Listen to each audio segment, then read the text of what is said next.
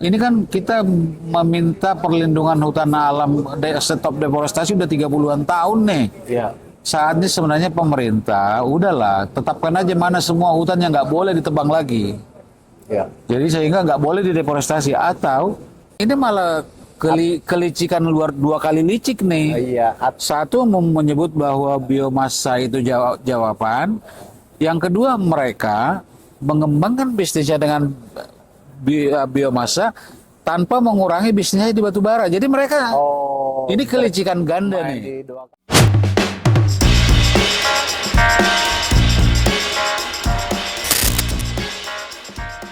Selamat jumpa kembali Sobat SCJ.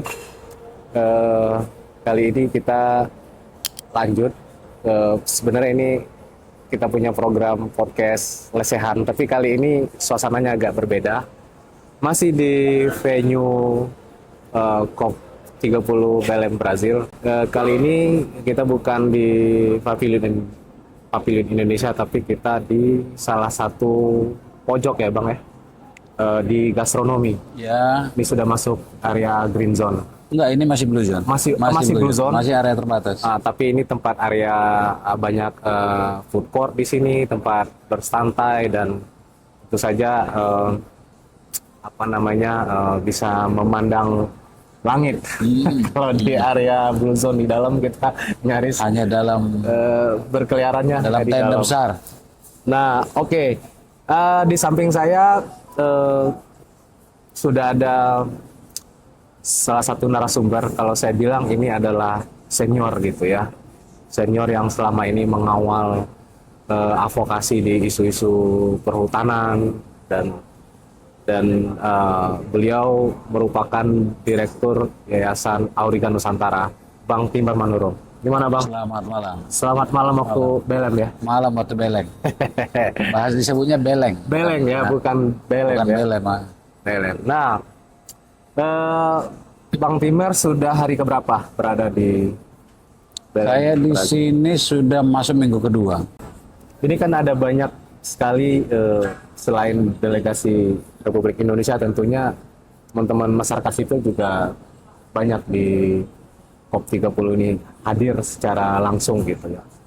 Nah mungkin kita mulai dulu overview secara keseluruhan dulu. Misalkan Abang Timber melihat COP30 ini agenda-agendanya progresif nggak sih gitu yang dibahas, dan nanti kita akan mengerucut ke isu-isu yang terkait dengan perhutanan dan deforestasi.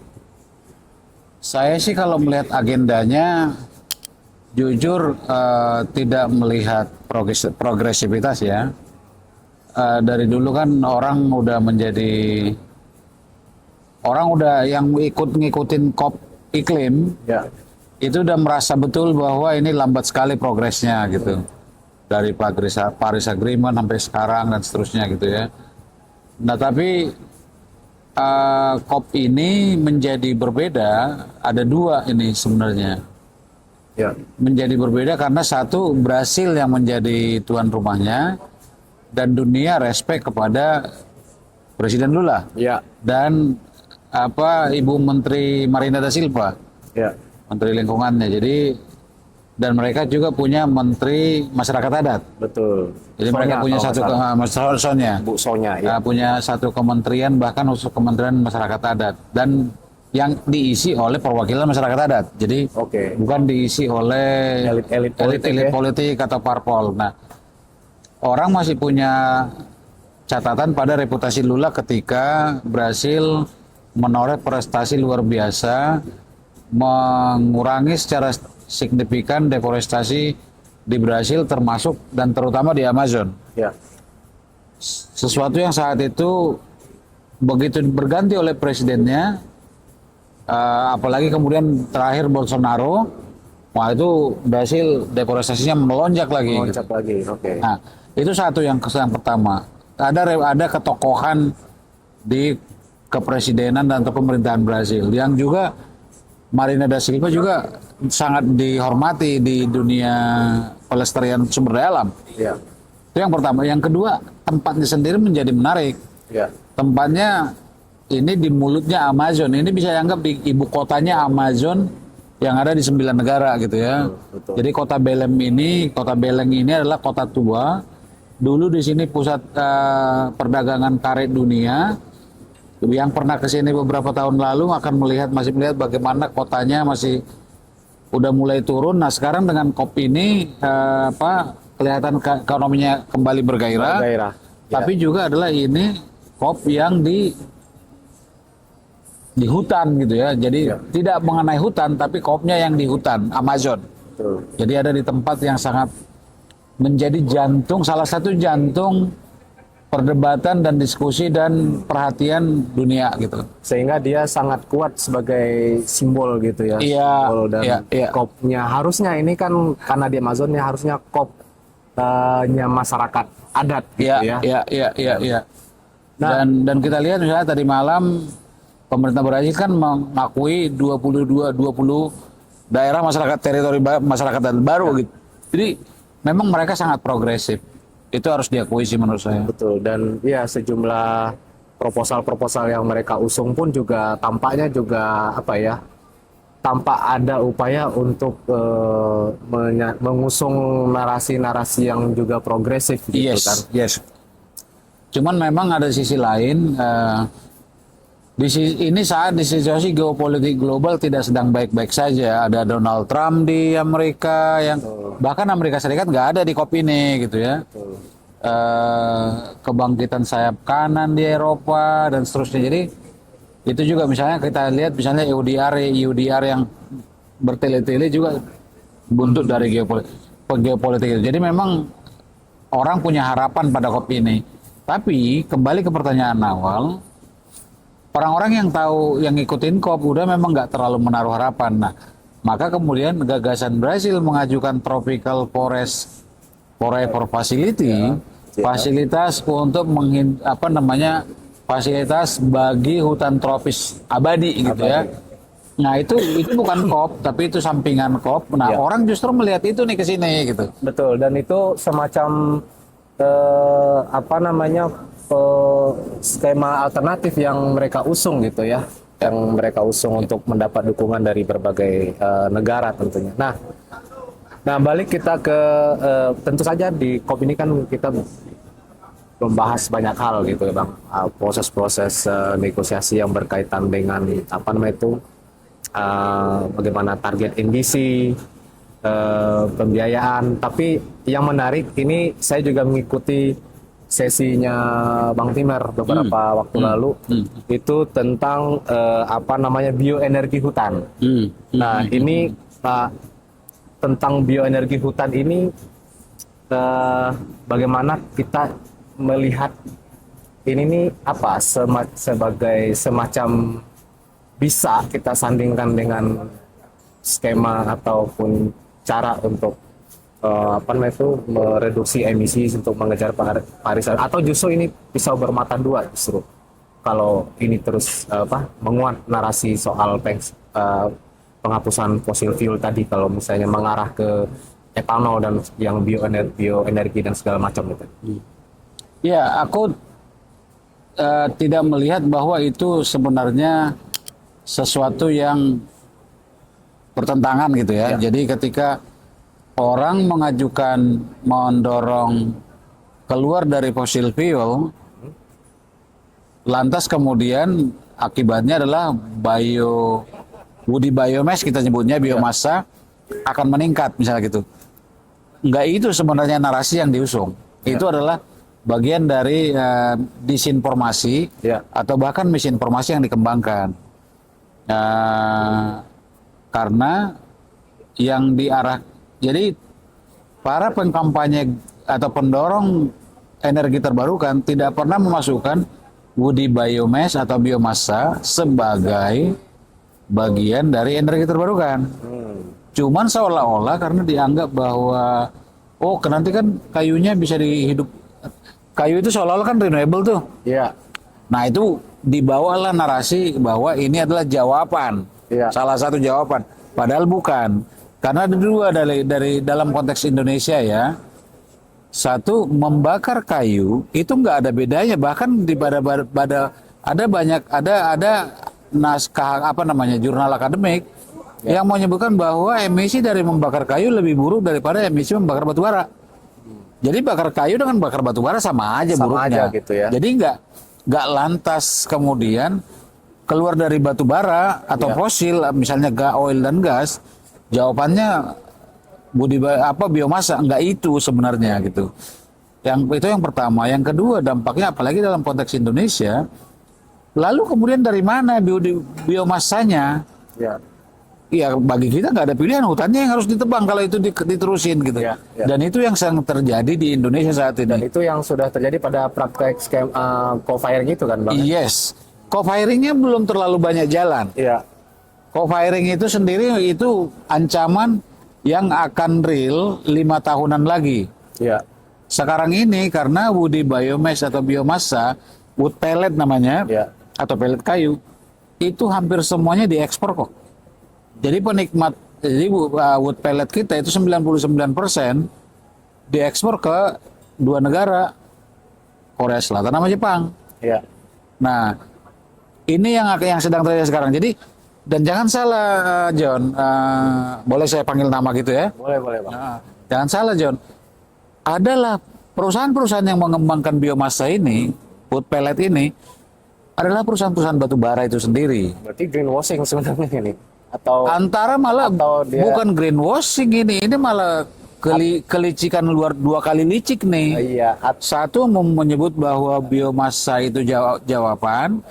Yang kedua, mereka mengembangkan bisnisnya dengan biomasa tanpa mengurangi bisnisnya di batu bara. Jadi mereka ini kelicikan ganda nih. Di 2 kaki ya. Iya. Alih-alih mereka ingin dapat dipersepsikan sudah transisi gitu ya, menuju energi terbarukan, tapi sesungguhnya prakteknya tidak demikian gitu. Misal gini, yang kalau bacaan kami adalah misalnya pabrik wood pellet yang di Gorontalo, kami melihatnya terhubung ke Adaro. Pernah nggak kita melihat Adaro mengurangi produksi batu bara? Kan nggak pernah kan? Iya. Justru batu baranya jalan terus, dia bikin bisnis baru yang merusak hutan. Dosa berlipat dong, dosa double dong. Nah, oleh karena itu gimana kita bisa melihat dalam kacamata yang kritis proses-proses perundingan ataupun negosiasi di balik menguatnya narasi tentang penghapusan fossil fuel ini? Takutnya nanti tadi ini tidak bisa loh serta-merta ini penghapusan fosil, tapi larinya nanti ujung-ujungnya nanti ke biomas seperti ini misalnya. Nah itu memang mungkin itu juga jadi refleksi kepada semula, termasuk saya, termasuk Auriga, untuk agar lebih kencang meluruskan informasi sebenarnya. Jadi melawan disinformasi apalagi misinformasi itu harus lebih kencang karena membakar kayu itu sama dengan membakar batu bara. Jadi sama buruknya itu. Jadi bukan jawaban. Itu makanya selalu dalam publikasi-publikasi termasuk publikasi Auriga, publikasi Forest Indonesia dan seterusnya, atau ada namanya Biomass Action Network. Woody biomass ini dianggap solusi palsu sebenarnya, bukan solusi ini gitu. Nah, jadi ini yang harus digalakkan nih. Di samping pemerintah mestinya, ini kan kita meminta perlindungan hutan alam, stop deforestasi udah 30-an tahun nih. Saatnya sebenarnya pemerintah, udahlah tetapkan aja mana semua hutan yang nggak boleh ditebang lagi. Jadi sehingga nggak boleh dideforestasi, atau pemerintah menyebut bahwa deforestasi adalah tindakan yang ilegal. Sekarang kan enggak.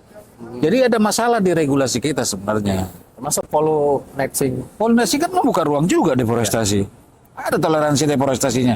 Mestinya jangan. Kalau memang mau, kalau memang niat. Kalau kita balik ke Indonesia dulu nih, kondisi terakhir tentang deforestasi kita tuh seperti apa? Kan meningkat tuh John. Auriga kan udah menunjukkan, ada datanya di simontini.id, buka aja gitu ya. Dan gak hanya analisis yang kita tunjukkan di sana, petanya pun kita buka di situ, sehingga kemudian orang bisa mengecek. Kalau kami juga senang kalau ada yang memberitakan oh salah di sini, karena kami memperbaiki kemudian tahun depannya. Di challenge gitu ya, datanya harus di challenge gitu ya. Iya, dan sejauh ini kami nggak menerima masukan yang mengatakan datanya salah. Save filenya, petanya dibuka di situ, jadi orang bisa download. Analisisnya ada, dan kami juga akan merilis mudah-mudahan akhir Januari data deforestasi 2025. Dan 2024 deforestasi kita meningkat. 2023 juga meningkat dari 2022. Jadi kita udah 2 tahun berturut-turut terjadi. Jadi 2 tahun berturut terjadi peningkatan deforestasi. Ya. 261.000 2024, 257.000 hektar 2023 gitu. Dan indikasinya karena kami melihat ke lapangan kemana, indikasinya tahun ini meningkat sangat signifikan.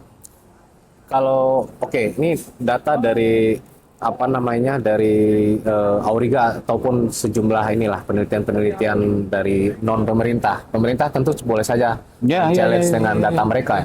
Tapi kalau kita bicara faktualnya, deforestasi kita terus meningkat.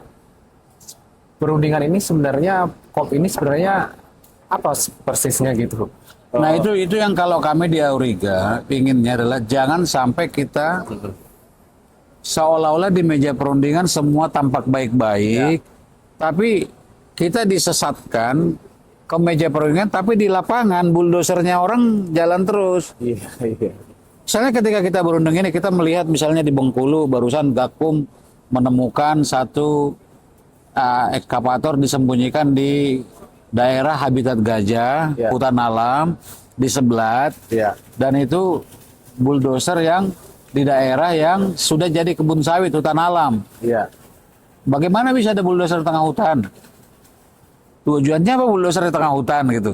Nah, jangan sampai kita dialihkan perhatian ke hutan kita, dari hutan kita, sementara bulldozer mereka leluasa di lapangan.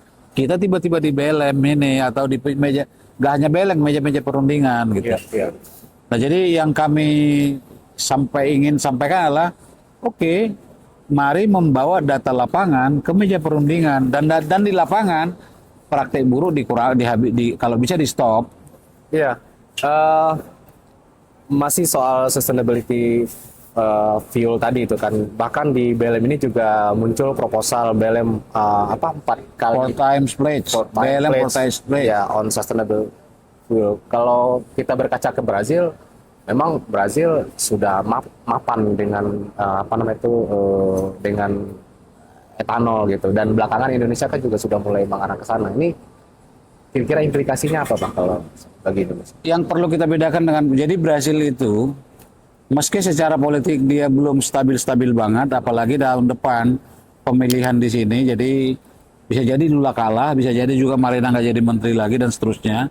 Tapi paling tidak mereka namanya punya Forest Code, undang-undang hutan, undang-undang kehutanan yang secara tegas menyebutkan bahwa deforestasi itulah perbuatan ilegal. Ya. Jadi kalau di sini kalau hutan alam, meski di tanah pribadi itu harus ngurus izin dia gitu. Itu definisinya ya deforestasi gitu ya. Jelas dia. Jadi safeguardnya mereka punya, sehingga kalaupun mereka pledge-nya 4 kali bioetanol ditingkatkan dari angka mereka sekarang, orang akan mengarah pertama-tama bukan ke hutan alam gitu loh. Di kita kan enggak. Sekarang ini kita melihat banjirnya izin-izin tebu di Indonesia Timur, dari NTT, Maluku, Papua, itu jutaan hektar sekarang. Kalau data-data yang kami lihat di Tengare lebih dari 3 juta hektar itu sekarang kebun tebu. Karena izinnya jadi belum tebu dia. Karena kita ada aturannya memang soal hutan tanaman energi itu.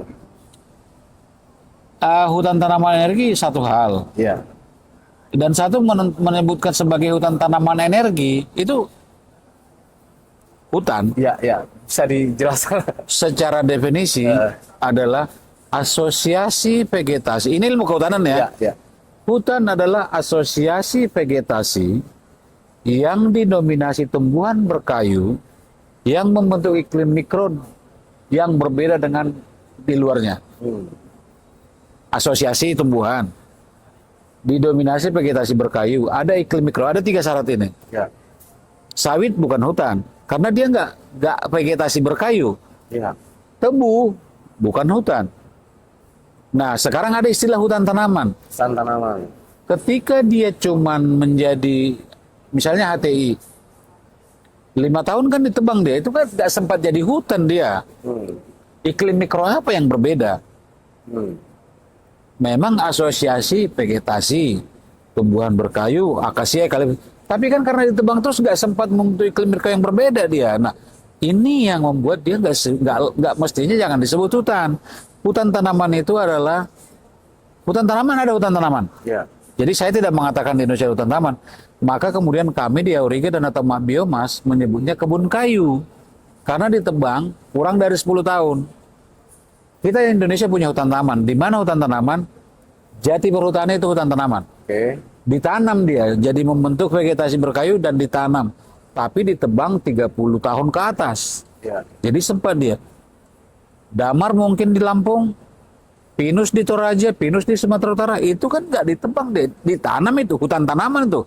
Pinus yang di Aceh yang punya Pak Prabowo, konsesinya Pak Prabowo yang dikelola WWF sekarang, Ya. itu hutan tanaman tuh, karena nggak ditebang dia, memang ditanam. Jadi kan ini ada definisi tanaman itu adalah tanaman dan tumbuhan. Nah ini dasar lagi nih, tumbuhan adalah yang tumbuh secara alami, tanaman adalah vegetasi yang ditanam. Yang ditanam. Mungkin dia memang ditanam pinus-pinus yang di Aceh, tapi kan nggak ditebang, jadi iya bukan kebun, dia memang hutan tanaman dia. Nah jadi pemerintah harus membedakan hutan tanaman energi, bukan hutan kebun kayu energi udah. Iya, makanya agak simpang siur jadinya kan. Di kita Karena di dalam regulasinya itu ada jenis hutan tanaman energi ternyata, dan itulah izin konsesi yang diberikan untuk orang yang mau ngembangin kita sejumlah biasa mengkorupsi definisi kan. biomas tadi itu gitu. Sudahlah kita korupsi definisinya, kita legalkan pula korupsi definisi itu kan. Itu kan persoalan kita nih. Kita nggak pernah tegas pada definisi yang diakui secara global udah. Sama dengan sekarang misalnya, kita lihat satu media Kemenhut dari satu direktur di Kementerian Kehutanan menyebut bahwa deforestasi itu adalah hilangnya hutan dari area apa disebutnya. Pokoknya kalau dia areanya masih untuk penggunaan kehutanan, maka tidak. Kalaupun di sana tidak disebut deforestasi, karena dia masih bangun untuk hutan tanaman. Tanaman. Itu bagi mereka seolah-olah nggak deforestasi adalah setiap hilangnya hutan alam, titik. Jadi makanya nggak ada net deforestasi. Kalau yang kita pahami kan net zero, bahkan ada follow netting yang Polu netting oke lah, nggak apa-apa.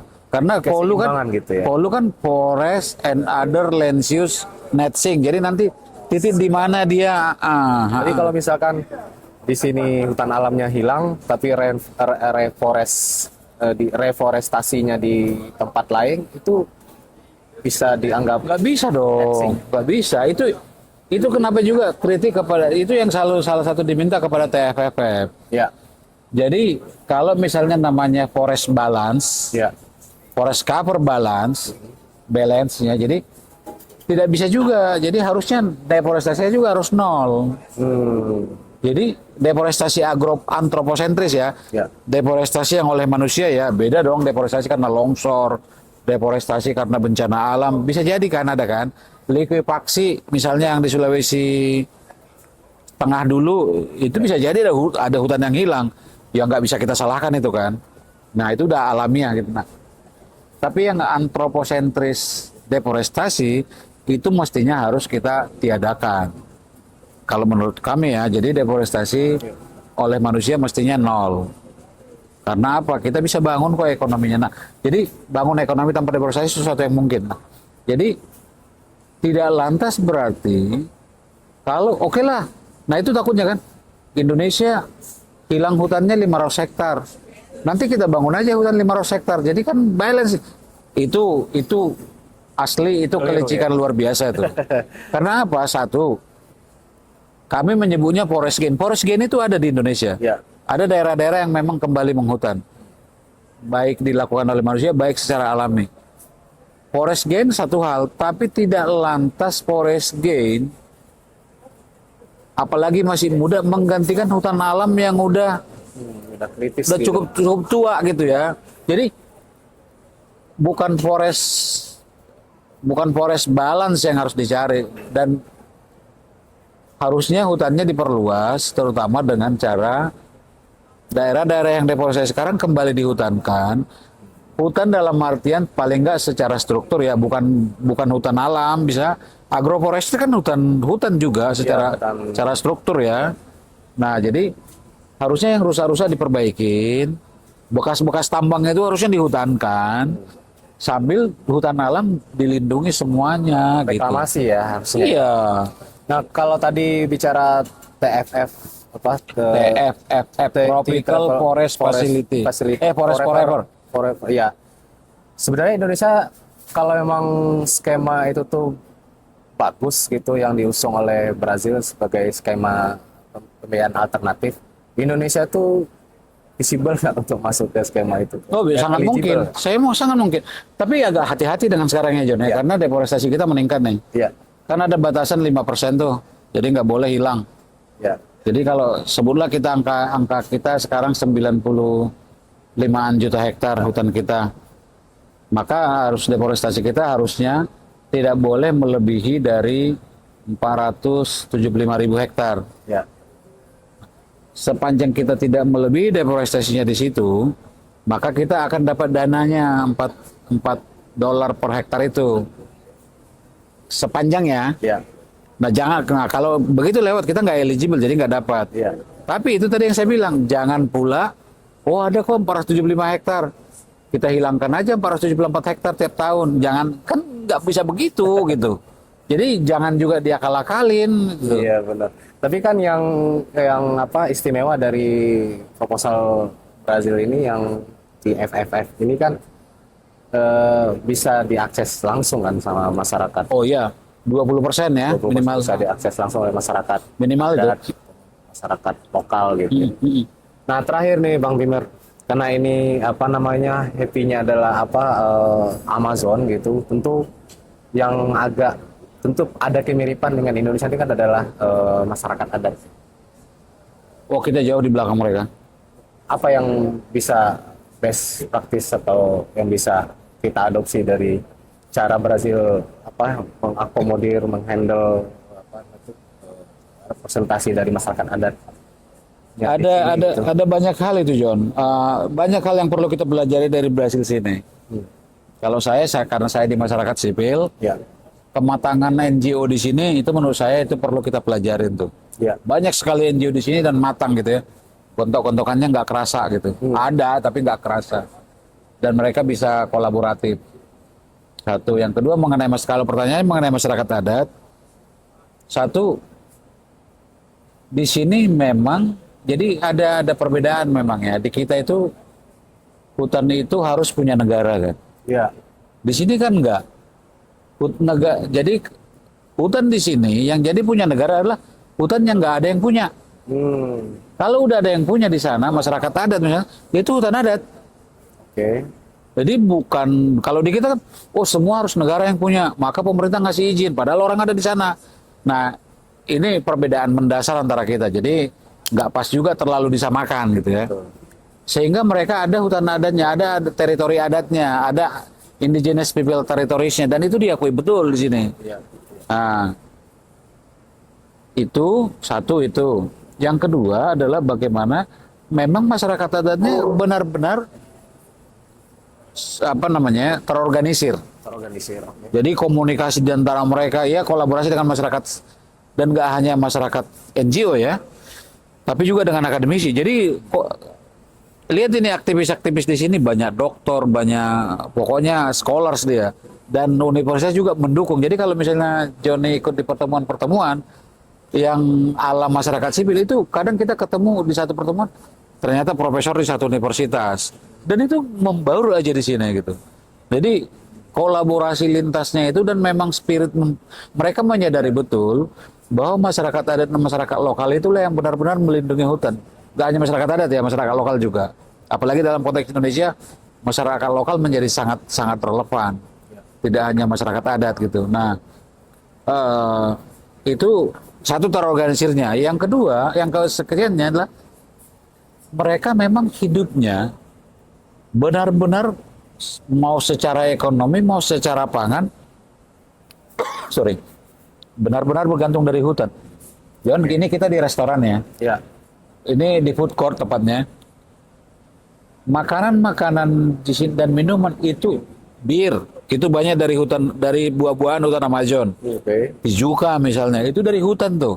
Artinya kalau dia punya buah-buahan, maka pohonnya harus dia jaga dong. Iya, iya. Ada acai misalnya. Acai itu kayak apa? Kayak kelapa hutan. Itu jadi es krim, jadi makanan di penutup, jadi bir, jadi macam-macam di sini. Kupuasu ada es krim, ada minuman kayak jus segala.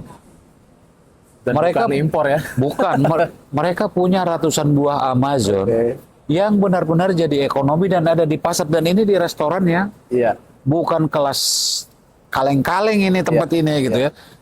Kelas atas pun, jadi mereka bangga dan benar-benar melindunginya. Kita John, jauh. Sekarang ini sebutlah, apa makanan lokal yang ada di restoran besar di Indonesia? Coba sebut ke saya, bisa nggak Johnny nyebut saya cepat 5 aja gitu. Apa?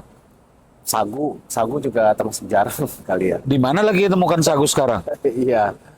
Papeda, Papeda. Itu papeda mungkin hanya di Papua. Iya, di Tapi Maluku, kan nggak Timur. nggak ada ke Jawa. Di sini menyebar.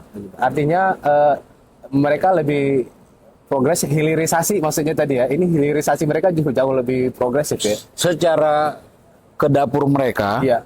kalau makan di sini, Johnny bisa lihat tuh, makanan itu buah sayur-sayuran dan buah-buahan itu benar-benar dari hutan gitu loh.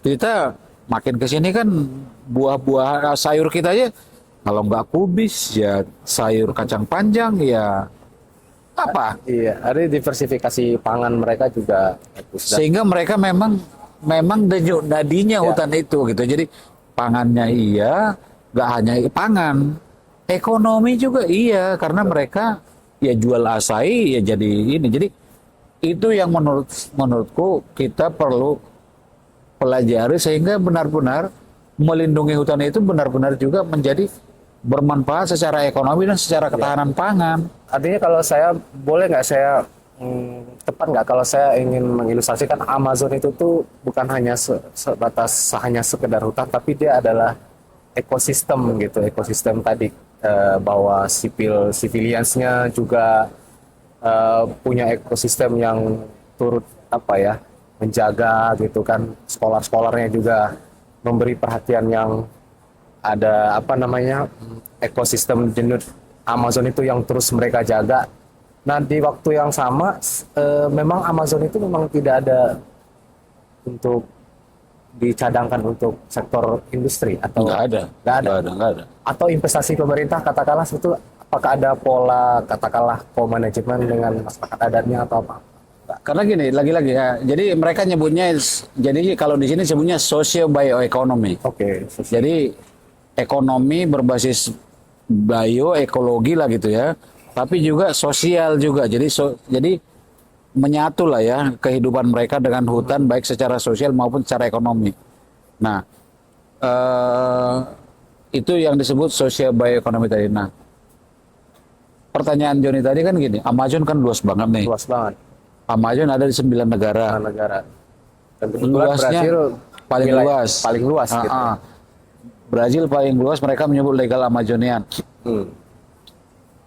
Luas, penduduknya nggak banyak.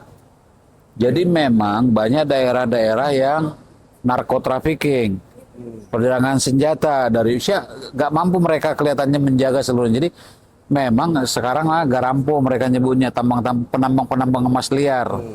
Jadi gangguan itu tetap ada, tapi masyarakatnya itu benar-benar ada di sana, tidak dikeluarkan dari sana, tidak diusir dari sana, dan pemerintah tidak sembarangan bikin PSN di sana gitu. Jadi mengembangkan fasilitas, ya tetap aja jalan-jalan masuk bagus juga gitu. Tapi kalau kalau saya sih mendapat kesan dia maksudnya kan dari sungai besar dan anak-anak sungainya. Jadi arus utama ke hutan Amazonnya memang lewat sungai. Nah itu yang mereka nggak mampu. Aku tidak yakin mereka akan punya kemampuan menjaga itu 100% gitu. Karena luas dan panjang kan. Betul, dan ini sungai terluas dan terpanjang. Pak. Iya, lebarnya 3 kilometer. Pesan Bang Timbal sendiri untuk pemerintah kita, terutama ya pemerintah kita ya, terutama juga delegasi kita, apa yang harus memang benar harus kita perjuangkan di negosiasi, atau ya kita so-so aja lah. Eh, Kalau saya sih pertama di ruang negosiasi menurut saya kita agak susah ya. Karena second edisinya kita kan nggak terlalu ambisius juga. Betul. Jadi tapi yang bisa dilakukan menurut saya adalah kalau ada proposal yang ambisius, meski second edisinya kita nggak terlalu ambisius, ya paling nggak Indonesia jangan menghalangi lah gitu. Iya, iya. Menurut saya sih langkah terbaik buat Indonesia diam aja udah dikikirin. Kalau ada yang ambisius, Brasil ambisius soalnya. Ambisius. Karena mereka pingin memang menorehkan prestasi gitu ya. Jadi mengenai keluar dari fosil juga akan biasanya sampai menit-menit terakhir tuh nanti tuh. Benar. Di waktu di Dubai bahkan keluar kata-kata oil kan ada terbit. Jadi kali pertama itu Iya. kata-kata fosil itu ada dalam dokumen ya, artinya paling nggak udah muncul dokumen, artinya udah ada pengakuan ada masalah itu gitu. Oke. Nah, menurut saya sih Indonesia kalau bisa ya jangan ngeblok lah gitu. Sambil di dalam, menurut saya sih di dalam kita perbaiki lagi gitu. Dan plus kalau saya sih berekspektasi COP31 di Australia. Jangan sampai di Turki kalau bisa gitu. Kenapa? Karena dekat. Kita bisa ada paling nggak ada dua menurut saya. Satu lebih dekat sehingga kita bisa lebih dekat intervensinya daripada kita ke Turki meski sama-sama Muslim, tapi belum tentu sama kan? Yang kedua dengan Australia kesempatan kita bicara ocean jadi lebih tinggi karena kita punya sama-sama ini ya. Kita bisa leading lah untuk ocean paling enggak gitu ya. Isu di seputaran Pasifik itu ya. Blue carbon lah sebutlah begitu gitu. Jadi kalaupun anggaplah mau dagang karbon fine, tapi yang penting jangan rusak lah gitu misalnya. Jangan rusak alamnya, jangan rusak masyarakatnya gitu. Jangan cerabut, jangan rampas hak masyarakatnya. Oke, Lama juga gitu ya. lama ini komprehensif. Jadi kita ngomongin soal COP-nya, kita ngomongin soal kondisi hutan Indonesia, kita belajar bagaimana Brazil sangat deliberatif terhadap masyarakat adatnya gitu, dan harapan kita ke pemerintah kita di hari-hari terakhir ini. Iya, dan kita nggak terlalu berharap banyak kemudian. Yang penting jangan ngeblok udah gitu aja ya. Jangan ngeblok Pak Hanif dan Delegat Delri. Oke, itu dia sobat CJ perbincangan kami, dan sampai jumpa di topik podcast spesial COP30 selanjutnya. Salam. Makasih.